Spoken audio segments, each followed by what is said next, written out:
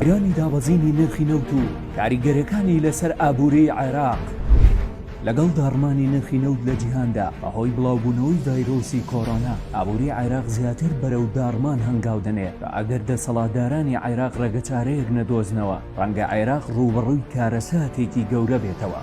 ئابووری ناسان ئاماژە بەوە دەکەن بەیڕاوکردنی سیاسەتێکی شکست خواردووی ئابووری لەلایەن حکوومەتی عێراقەوە هۆکاری سەرەکی ئەم داڕمانەیە، ئەویش بەهۆی ئەوەی سیستەمی دابەشکردنی موچەی فەرمانبەران و خەرجێدارایەکانی تر تا ئێستاش لەسەر داهاتی نەوتە. نرخی نەوتیش بەم دواییانە دابەزینێکی زۆری بەخۆیەوە بینی. بە جۆرێ لە دەی سەی 2020 نرخی بەرمیلێک نەوت گەیشتە کەمتر لە 34 دۆلار کە ئەم نرخە ئەکاتە نزیکەی لە 160 پێشبینی دەستکەوتی عێراق لە داهاتەکانی نەوت بۆ ساڵی 2019.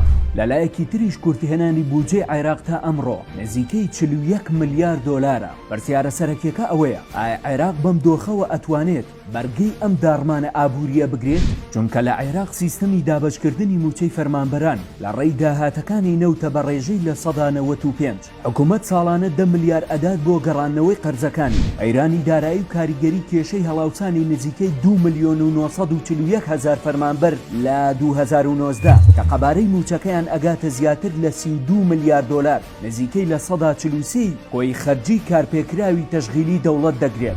لە ماوەی حکومڕانی عادل عەبدولمەهدی 400 هەزار فەرمانبەر و 6500 خۆبەخشی حەشت دامەزران تەنها لە ساڵی 2019. ئەمەش لە کاتێکدایە حکوومەتی عێراق بودجەی 2020 لەسەر ئەو بنچینەیە داناوە کە نرخی بەرمیلێک نەوت 56 دۆلار بێت، بەڵام نرخی جیهانی نەوت بە ڕێژەی لە 120 دابەزی. بەم جۆرەش پێشبینی دەکرێت کورتهێنانی بودجە لە ساڵی 2020 بگاتە 60 ملیار دۆلار کە ئەمانەش بەگشتی دەکاتە داڕمانێکی یەکجاری ئابووری عێراق بەهۆی دابەزینی نرخی نەوت و بڵاوبوونەوەی ڤایرۆسی کۆڕۆنا و قەیرانی سیاسیەوە.